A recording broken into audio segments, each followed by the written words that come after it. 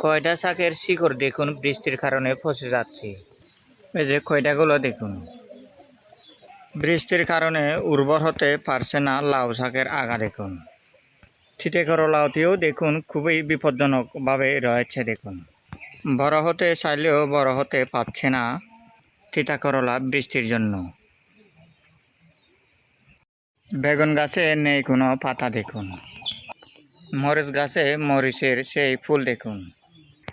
এটি হচ্ছে তকপাতা গাছ বা আমিল্লে গাছ।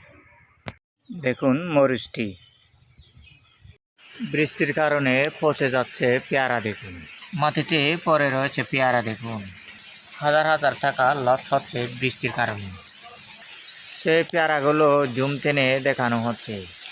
প্রচুর বৃষ্টির কারণে দেখুন দুটি ছাগল কিভাবে গাছ কেটে লাগলেন, ঠিক গরুর মতো দেখুন।